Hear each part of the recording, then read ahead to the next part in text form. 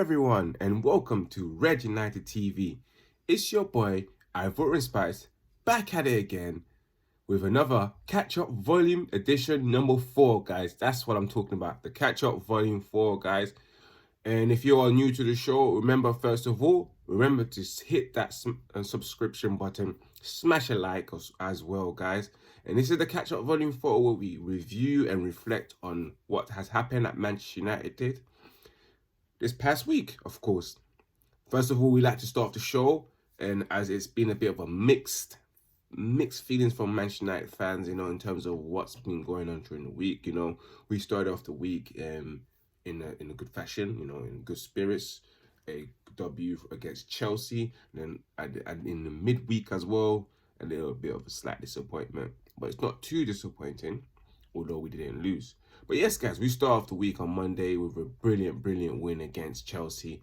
A 2-0 victory away at the Stamford Bridge for the third time in a row at the Stamford Bridge, where we won against. This is the first time in over 30 years that we beat Chelsea home and away back-to-back in a Premier League fixture, in a Premier League season. So yeah, for us Manchester United fans, we have to say we're quite pleased with that, guys. We all are. But it was a match where there was a debate of VAR, which I would say VAR got it totally spot on. I don't care what any Chelsea fans want to say. I'm with my team. We ride or die, for the good or bad, even if it's lies and etc. We did no wrong. And it's also a game where we was debating about great headers as well. A fantastic performance by Bruno Fernandes, Harry Maguire, and also Fred. And I would also like to say big ups to Martial, who had a poor game but also got a goal in the game. I have to say, top strikers, even when you're not playing well, is very important for a striker to actually score a goal. But guys, let's go straight into the next match. Where was it? We were playing against Club Brugge, where we again played 3 at the back against a Club Brugge. I can understand that we played 3 at the back against Chelsea, but playing 3 at the back against Club Brugge, a team where we're supposed to dominate, score goals, regardless if it's a home or away fixture. Regardless if it was an away fixture, it's a team where we're supposed to go, dominate, execute the plan, and come back home with the win. But unfortunately, we didn't. It was horrible, especially when we play 3 at the back. Manchester United looked like they cannot defend. The team Club Brugge was carving us open and creating clear-cut chances. I have to say, guys, playing 3 at the back, most of the times, I see Manchester United lack of creativity, unable to create any chances. Because why? Solskjaer decides to use like 5 defenders, 2 extra defensive players as well in the midfield, and 1 probably offensive player, and then up front, nothing happening. So yeah, I have to say I was pretty much disappointed with the draw. Although we didn't lose, yeah, I thought we could have won that game. But in terms of the way the team was set up, the players that were used, I felt like he could have rested Martial and brought and gave Igalo his debut, and then bring on Martial just in case. I also thought it was an opportunity for him to play Angel Gomez, but he decided not to. I have to say, sometimes with Ole Gunnar's decision-making and tactics, playing Lingard, Pereira, who offer absolutely nothing, was atrocious. Yeah, I have to question him as well. Only thing I can say, the only positive in that game was the 10 minutes of Bruno Fernandes. In that game, it was really hard to actually think who was man of the match. And it was absolutely no one except for Bruno Fernandes. Delightful 10 minutes that we had. Yeah, apart from that, yeah, it was pretty much a mixed week, if I would say, because there were some pretty much significant events that happened before the Chelsea match, and I'd like to pull you guys' attention to what happened between Mino Raiola's comments on Twitter. Before the Manchester United match against Chelsea at Stamford Bridge, Mino Raiola decided to be a dick and post up some, quite, let's just say mind-blowing tweets for his agent, for his representative, Paul Pogba. I'm just going to go through these things. I'm going to go through the tweet that he said, which was supposed to go tweet on Monday. He said, here's what Mino Raiola said, guys.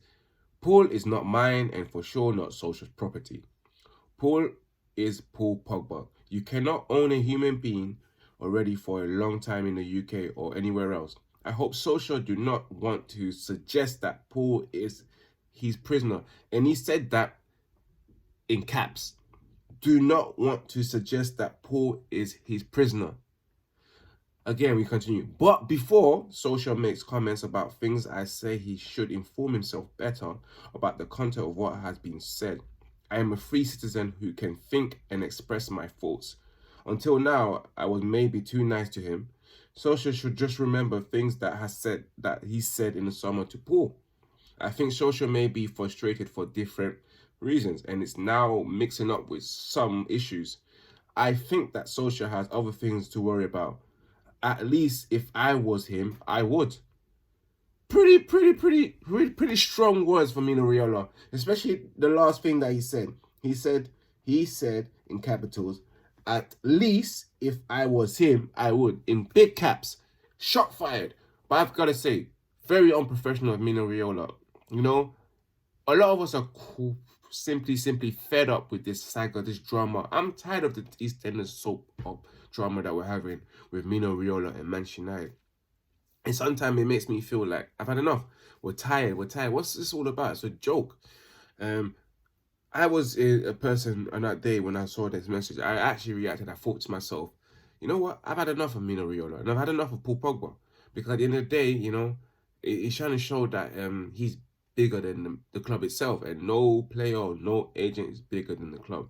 You know, Manchester United did purchase Paul Pogba. Yes, fair enough. He's not the property of what's it called, of Manchester United. But however, he's on a contract at Manchester United. Therefore, technically, he's an asset to the club. Therefore, he's technically a property. If you read it in that kind of sense, you know, if you want to take it in that kind of sense, you know, because at the end of the day, he's a human being. No one is a property of no one. But at the end of the day, when you sign a contract that says that I will play for you to this X amount of years, yeah, and I won't say nothing, I won't complain, because I can't come out of the contract unless someone else buys me, right?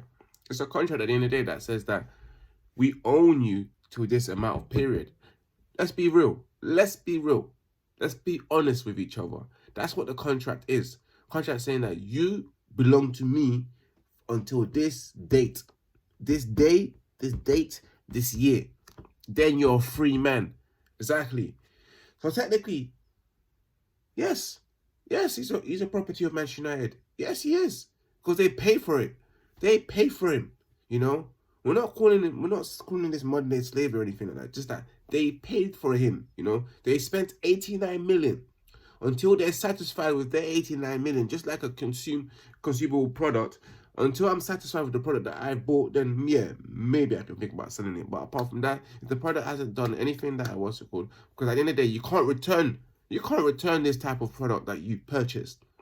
It's for you. You cannot go back to the person that you actually went to and said, can I just give you my receipt? Like, I don't want this. It doesn't please me. It doesn't do exactly what it says on the box. You can't do that. So for Mino Raiola to say stuff like that, I think he's full of shit. And I'm tired of Paul Pogba. You know, I'm a big advocate for Paul Pogba. But right now, at this moment in time, all this drama, like, it's best for him to just go. It's either you're committed to the cause or you're not. Just go. Like, because at the end of the day, if you want to show that you're committed to the cause, maybe yes, sign a new contract and go publicly and tell people Mino Raiola was wrong. I love this club. You know, I came here, I chose this club ahead of Real Madrid. You know, even though they could have been playing they will be playing Champions League. I could have won the Champions League with them, but I chose Manchester United because my heart is there. My heart is there. Simple as. No questions asked. Do that. But why are you prolonging? Why are you acting up? Like, you've been inconsistent. Like, I've been your biggest advocate. Now, I supported you even when you was in the wrong. But from now on, I'm actually fed up. If you want to leave, leave. It makes no difference to me, because at the end of the day, you didn't import anything into Manchester United. The only thing I remember, the good things I remember, is Paul Pogba scoring against City. But apart from that, I thought to myself, Riola's a hard man. Shot fired at Ollie. But at the same time, but Ollie is a dickhead anyway. He is a dickhead. He really is a dickhead. He's always smiling, you know, looking like a prick. But yeah, man, I have my own personal opinion on Ollie. I don't rate him. I do not rate Ole Gunnar Solskjaer. You know, in terms of his way of management, his coaching style, his tactics, the way he presents himself in press conferences. I think he's an absolute joke. I don't think we should have anyone on work experience, you know, and what's it called, doing their work experience at Manchester United. This is not the place where you do your work experience.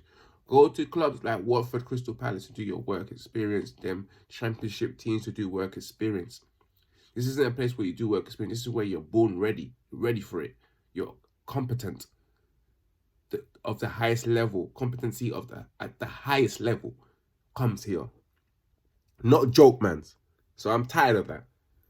So yeah, moving on to that, guys. You know, there's been some strong signs of us as I come across. It was in the Independent that we are in advanced talk to sign, you know, a director of football or sporting director, a person called Antonio Henrique. It says that it was published on Thursday the 20th of February. It said something like this, if I can read. It's Antonio Henrique close to becoming Manchester United director of football. Manchester United are finally set to appoint a director of football, according to the Independents. The welcome news comes after another painful transfer window that frustrated missing out on top targets, which was the likes of Erling Haaland. Weeks of wrangling over Bruno Fernandes. You know that, guys. It took so long to get the Bruno Fernandes deal done. Before meeting Sporting's original asking price and a deadline day scrambled involving bids for a reported 11 different players before finally bagging Odion Igalo at the 11th hour. That part there was really sad, you know. We knew that we needed a striker. We didn't do nothing about that. The whole season we knew that we needed a striker. The whole season we knew that we needed a midfielder, an attacking midfielder. And we didn't do nothing about it until now. And the quality that we brought in terms of Igalo, although I like the fact that he's a Manchester United fan, he just isn't good enough, guys. Let's be real. Let's be real. Yeah. I know it's the first Nigerian player to come play for Manchester United, but is he a Manchester United striker quality that we would sign in the years that beforehand? No. No, he's not. But apart from that, I would say I'm quite pleased that we got someone. I'm excited because, of course, I saw the interviews you all did, and we're looking forward to see what Igalo can do in the Manchester United shirt, especially when he's going to give it 150% because he's a Manchester United fan at the end of the day. So, and then we have to move on to what's going on between Angel Gomez, yes, and Tahith Chong's contract, because I'm actually quite fed up that we're in a position where we can lose two of our brightest youngsters that came through our academy in the likes of Angel Gomez and Tahith Chong. I remember in the summer last year, Oli said, I let Alexis Sanchez go and Lukaku go because we got Angel Gomez and Chongi. Joker. What a joker. And as we are fast forward now to this day, how many opportunities has he given this Angel Gomez and this Tahith Chong? Hardly barely, but how many opportunities has he given to joke man of a performer like Jesse Lingard, Juan Mata, and Andres Pereira, who has been providing nothing, assisting nothing, scoring nothing, creating nothing. You know, just the odd chances there and there. But I've been saying this. Why don't you bring youth into it? Angel Gomez got legs. I'm very sure he's a 10 that you could use, that you don't need Mata for. He's probably a 2.0 version of Juan Mata. Short player, very skillful, technically great, you know. And you got players like Barcelona, teams like Barcelona looking at Angel Gomez. Does that mean he's shit? No. If you got teams like Inter and Juventus interested in Tahith Chong, does that mean they're shit? No. They're good youngsters that are ready. No, I don't know about Tahith Chong, but I think Angel Gomez is more ready, you know. And I think we should try our best to actually retain their contract. Angel Gomez more. I'm not too sure about Tahith Chong because what I've seen from him is not good. But again, if you guys need to download the One Football app on your App Store or your Android, it's an actually good app for you guys to use to get the latest news of your favorite team and other teams around the world and your national team as well. So you know, the news is only going to social for Angel Gomez and Tahiv's contract talk. So he's hoping that they will sign the contract because they have something on the table, whereas they have other offers laid around and they're trying to offer the same amount. Well, they're trying to offer shit money. Yeah, whereas they're probably going to get better deals elsewhere in Europe because at the end of the day, they'll be signing for free and they can get a better deal. So yeah, what did it say? It said Manchester United Ole Gunnar Solskjaer has spoken out about the future of the young star Angel Gomez and Tahith Chong. The young duo are both out of contract in June and been talking to other clubs. Of course, they are allowed to talk to other clubs about a possibility of a free transfer at that time. Chong has been linked with a number of Italian clubs, including Juventus, Inter, Milan, and his agent has been talked with Inter's official. You know, there's rumors that Chong wants around 30 grand, and Man United are trying to give him about 22 grand. I don't understand. Just give him the 30 grand, man. Angel Gomez, just give him the 30 grand. I'm actually quite tired of all of this nonsense, guys. Yeah, guys, and then when we look at the match preview against Watford, you know, because that's all we have to talk about for this week. These are the only significant things that's happened at Manchester United this week. We'd like to talk about the match preview. I feel like tomorrow's game against Watford is a very, very, very, very important game where we need those 3 points, guys. And as you know, Manchester United are inconsistent. I'm hoping that because he did rest a few players, and I don't want to see Daniel James play, that Bruno will come in, probably hopefully score his first goal, get really involved in the game. It is at Old Trafford, so it's a good opportunity to get 3 points. But you never know with Manchester United because we don't capitalise on shit. Watford's a strong team. I'm very sure Trey Deeney will be up for it again, and again, guys. I'm hoping that Manchester United do not play free at the back. If he plays free at the back against Watford at Old Trafford, I'm done with this guy. But I'm already done with this guy. But even more done with this. I'm beyond done with this guy. It goes, you know what I mean? You know what I mean, guys? I wouldn't be able to just sleep anymore because of that stupidity of playing free at the back. You know, when we play free at the back, we don't do nothing. I keep saying, why do you constantly play free at the back and you go for it, guys? But anyway, guys, it's been lovely. It's been a pleasure. Can't wait for tomorrow's match. You get the match reaction from that as well. And also, don't forget to subscribe to Red United TV. Smash that like button as well. Subscribe. It's just down there, guys. Just down there. Make sure you follow all the socials as well. Of course, all the links to all my socials, to subscribing and also following Silence's Power as well. It's all down the link below, guys. Remember, subscribe to Red United TV. Also remember to follow the official Instagram account of Red United TV, which is at Red United MUFC. We finally reached 1K, guys, followers. Keep going. Thank you, guys. God bless you, guys. I'm actually happy, but I want the same for my YouTube channel. I want at least 100 subscribers soon. You know, I'm almost reaching 60. I'm happy about that. I know it's going to take some time and years of hard work, but we will get there at the end of the day with you guys' support. And make sure you follow me on my personal Instagram page at _Ivorian Spice and Twitter. Make sure you follow on Instagram at Silence's Power 2017 and look at the new track suits, new jackets, and everything. Make sure, guys, it's been wonderful. It's been lovely. Peace out, guys. God bless you.